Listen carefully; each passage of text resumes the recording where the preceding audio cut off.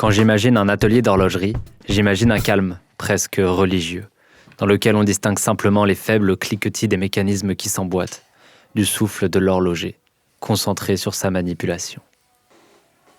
Et chez Samuel, c'était pas vraiment ça. Bonjour, Samuel Pasquier, l'horloger des deux Barbeaux. Là, je téléphone à propos des deux montres, donc la Breitling et l'Omega que vous nous avez laissées, et avec la Breitling qui était donc à refaire. Il y avait les pendules, en attente de réparation, qui sonnaient toutes à des minutes différentes. Il y avait Pita, le bulldog anglais du propriétaire, qui courait partout et qui bavait un peu sur le sol. Il y avait Marie, la commerçante du magasin, qui montait régulièrement pour donner à Sam une pile à changer. Et puis il y avait le stagiaire. C'est une tronçonneuse peut-être. Il s'appelait Samuel aussi.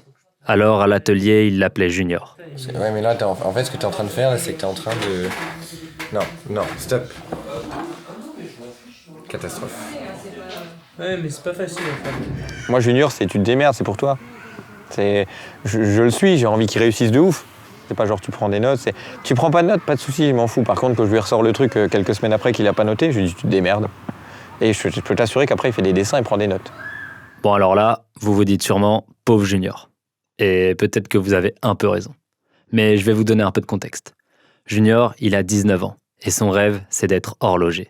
Depuis qu'il a reçu la montre de son aïeul. De la part de ma grand-mère. Donc une montre mécanique assez simple. Mais c'est vrai que j'ai ouvert cette montre et je me suis dit, mais c'est incroyable qu'il y ait autant de petits composants, tout ça. Ça, c'est de la belle histoire.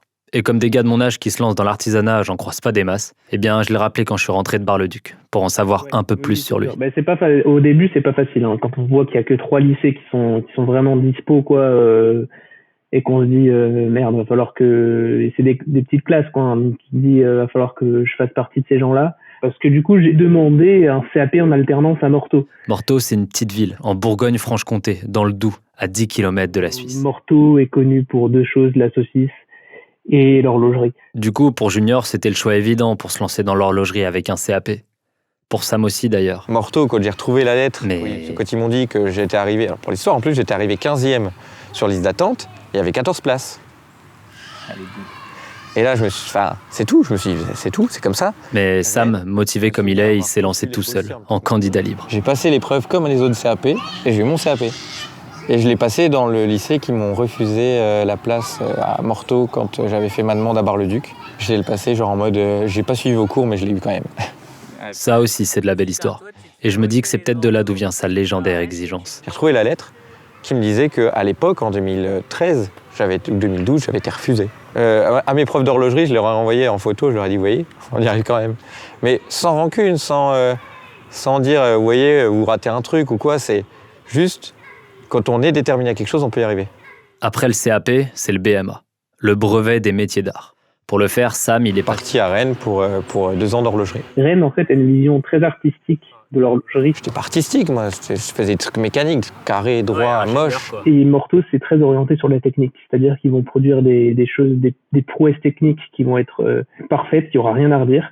Mais artistiquement, le problème, c'est qu'on retrouve souvent énormément de similarités entre 2 montres, quoi. Et du coup, Junior, à la fin de son CAP, il a quitté Morteau pour faire son BMA à Rennes, en suivant les traces de son jeune maître de stage. Justement, j'ai la chance d'avoir trouvé ma vocation, ce que j'aime. Et il n'y a pas que le choix de l'école qu'il a hérité de Sam. Je suis content de faire ce que j'aime. Il avait l'air d'avoir la même passion. J'essaye pendant mes vacances, là par exemple, j'ai une semaine de vacances. La même exigence. Je vais chez des horlogers, je vais chez Sam souvent le rendre visite aussi. La même humilité. Je me placerai dans le début parce que j'estime que j'ai pas de place en horlogerie face à des gens qui ont des années de bouteille. Je suis un mec, ça fait 1 an et demi que je fais de l'horlogerie. Et peut-être aussi la même peur. Je sais pas comment était l'horlogerie avant. Je sais que juste que les gens sortaient avec des niveaux, c'est sûr, qui étaient meilleurs que les nôtres, parce qu'ils avaient plus d'heures, parce qu'ils voyaient plus de choses.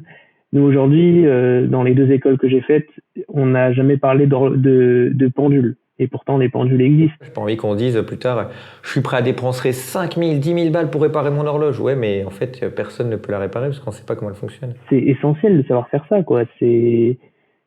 Aujourd'hui, aujourd'hui, un élève qui sort, qui a un CAP et un BMA, il sait pas réaliser une pendule. Donc c'est grave quand même de se dire ça. Ça, je trouve que c'est quelque chose qui est dommage. C'est dommage. Mais t'inquiète, Junior. Sam, dans un coin de sa tête, il a un rêve. C'est celui de monter une école.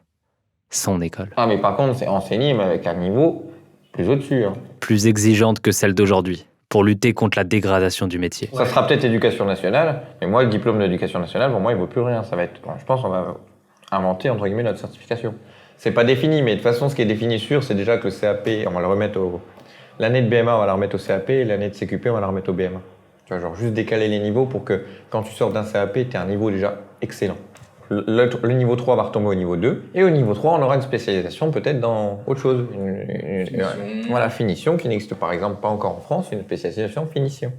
Alors en attendant son école, Junior, c'est un peu devenu son crash test. J'étais presque refait. Bah tiens, tu regardes, tu fais comme tu le sens, tu regardes. À mon avis, il y a les deux à refaire. Oh. Regarde-les, mais regarde-les avec ta loupe. Je sais. Oui, tu es déçu, oui, c'est triste, mais oui, tu apprends plein de choses. Il a d'abord, il m'a mis dans le bain tout doucement, quoi. Toi, tu as cette montre-là au poignet, est-ce que tu acceptes la façon dont sont mises les aiguilles? Voilà, il faut que je refasse les deux là. Voilà, on est d'accord. Puis, et ça s'est tellement bien passé, on va dire. Il y a eu quelque chose on a senti l'alchimie, quoi, qu'il y avait dans la motivation que j'avais, dans ce que je voulais faire, que ça allait matcher, quoi. Est-ce que tu veux que je les enlève ou est-ce que tu veux Je tenter? veux bien que tu les enlèves. J'ai un peu peur, je sais que je suis pas un Alors, boss au presto. tu mets le plastique dessus, puis tu me donnes le presto et les... Bah, le presto, je l'ai. Un mec qui écoute ce que je fais, il se dit, bah, c'est pas compliqué, il va être horloger. Mais l'horlogerie, ça regroupe tellement de métiers. Il y a une quantité de métiers dans l'horlogerie, mais c'est phénoménal. Et la finition horlogère, ouais, c'est un domaine qui m'attire beaucoup. Alors après, est-ce que j'aimerais travailler là-dedans toute ma vie? Je sais pas.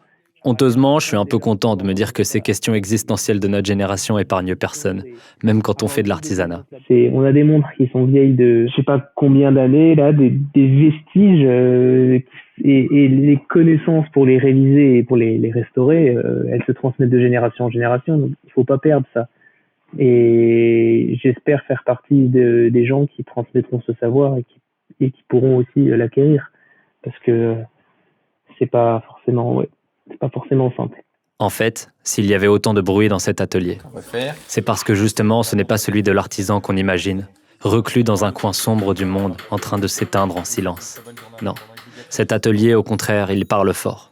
Il fait sonner les comptoirs à des moments différents pour qu'on arrête de les ignorer. Il fait tout le bruit dont il est capable pour qu'on l'entende depuis la rue et dans le pays tout entier. Car c'est un atelier qui refuse de mourir. Alors bon courage pour l'école, Sam. Et fais-nous de belles mondes, Junior. Je vous souhaite une très bonne journée en attendant et je vous dis à très vite. Au revoir. Écho, un podcast des dialogueurs.